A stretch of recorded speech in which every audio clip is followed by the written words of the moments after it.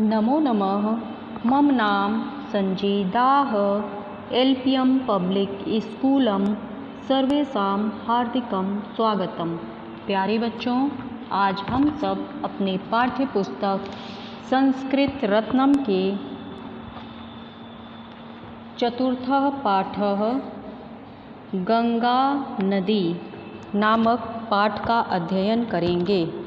तो चलिए आज की कक्षा आरंभ करते हैं। सभी बच्चे ध्यानपूर्वक सुनिएगा। गंगा नदी पवित्रा प्राचीना विशाला च अस्ति। गंगा नदी प्राचीन, पवित्र और विशाल है। इयं गंगा हिमालयात् निस्सरति। यह गंगा हिमालय से निकलती है। गंगायाः तटे अनेकानि तीर्थस्थलानि सन्ति। गंगा के तट पर अनेक तीर्थ स्थल हैं। सन्ति मीन्स हैं। अस्याः तीरे हरिद्वारं प्रयागः वाराणसी च प्रसिद्धानि तीर्थस्थलानि सन्ति। इसके किनारे हरिद्वार, प्रयाग, वाराणसी प्रसिद्ध तीर्थ स्थल हैं। प्रयागे गंगा यमुनयोः संगम अस्ति। प्रयाग में गंगा यमुना का संगम है। सरस्वती नदी तत्र गुप्तगामिनी इति जनश्रुति वर्तते। सरस्वती नदी यहाँ, तत्र मीन्स यहाँ, गुप्त रूप से बहती है, ऐसा लोगों के द्वारा सुना जाता है।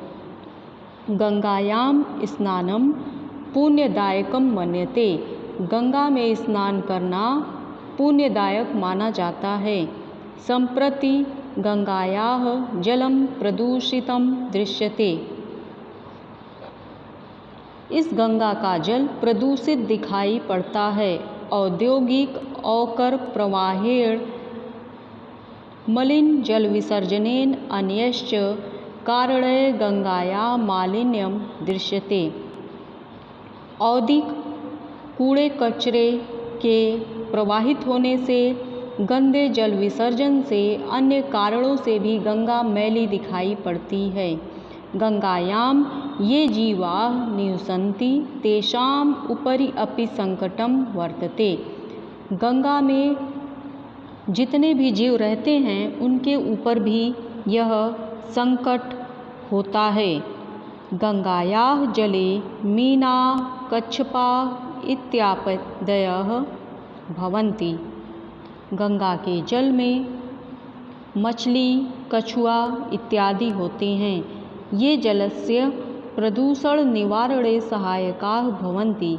ये जल के प्रदूषण में सहायक होते हैं। परम मानवाः स्वस्वार्थपूर्तये तान् अपि मारयन्ति। लेकिन मानव स्वस्वार्थ पूर्ति का अर्थ होता है अपनी स्वार्थ की पूर्ति के लिए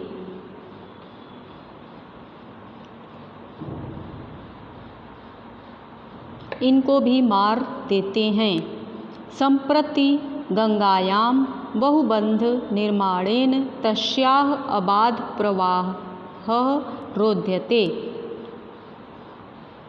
इस समय गंगा में बहुत से बांध का निर्माण हो रहा है जो उस प्रवाह को अवरोध करते हैं। पूर्वम गंगायाम पोताः नौकाः च चलन्ति स्म।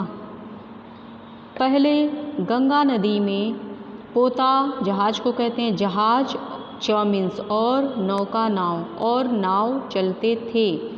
चलंती चलते, स्म का अगर प्रयोग है तो ये भूतकाल के लिए आया है। था, थे, थी के अंतर्गत आ जाएगा। चलते थे। पहले गंगा में जहाज और नाव चलते थे। पोताः नौकाः एव यात्रा साधनानि आसन। जहाज और नाव यात्रा के साधन थे। इदानीं मनोरंजनाय गंगायां नौकाः दरीदृश्यन्ते। इस समय मनोरंजन के लिए गंगा में नाव को देखा जाता है। गंगायाः संरक्षणेन इमानि तीर्थस्थलानि संरक्षितानि भवन्ति। गंगा के संरक्षण में तीर्थ स्थलों को गंगा के संरक्षण से बहुत सारे तीर्थ स्थलों को संरक्षित किया जा सकता है। इदानीं भारत सरकारः गंगायाः स्वच्छतायाः कृते मंत्रालयस्य निर्माणं कृत्वा नमामि गंगे योजनां संचालयत्।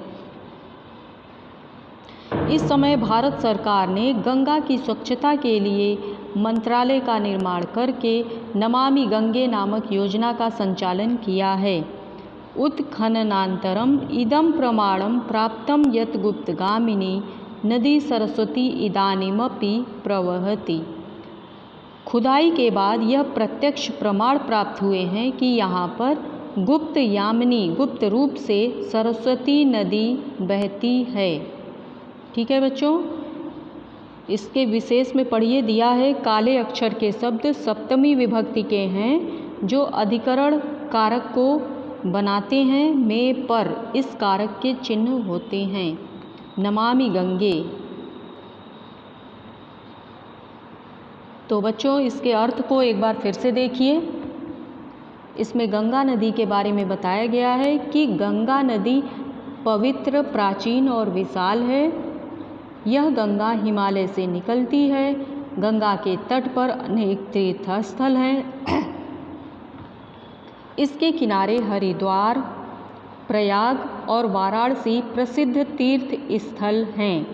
प्रयाग में गंगा और यमुना का संगम है। सरस्वती नदी यहाँ गुप्त रूप से बहती है, ऐसा लोगों के द्वारा सुना जाता है।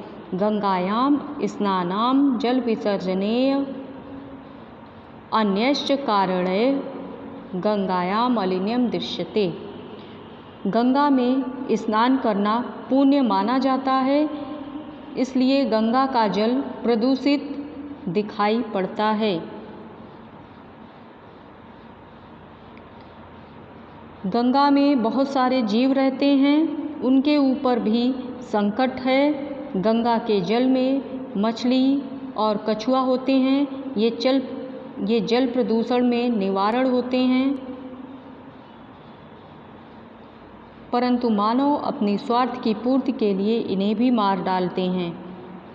इस समय गंगा में बहुत से बांध का निर्माण किया जा रहा है, जिससे बांध के प्रवाह को अवरुद्ध किया जा सके। पहले गंगा में जहाज और नाव चलती थी। जहाज और नाव यात्रा के साधन थे। अब गंगा नदी में यह मनोरंजन के साधन के रूप में दिखाई पड़ते हैं। गंगा के संरक्षण करने से ही तीर्थयात्री संरक्षित होंगे। यह भारत सरकार गंगा की स्वच्छता के लिए एक मंत्रालय का निर्माण किया है, नमामि गंगे नामक योजना, जो कि खुदाई के बाद वहाँ पर प्रत्यक्ष प्रमाण मिले हैं कि यहाँ पर गंगा नदी गुप्त रूप से बहती है। और इसमें काले अक्षर के शब्द सप्तमी विभक्ति के हैं जो अधिकरण कारक को बताते हैं, में पर इस कारक के चिन्ह होते हैं। तो बच्चों उम्मीद करती हूँ कि इसे आप लोग अच्छे से समझ गए होंगे। आप सब इस संस्कृत की कहानी को अच्छे से पढ़िए और इसका PDF भेजा जाएगा, तब आप लोग अपनी फेयर कॉपी कंप्लीट कर लीजिएगा। तो चलिए बच्चों, अब आज के लिए बस इतना ही। धन्यवाद।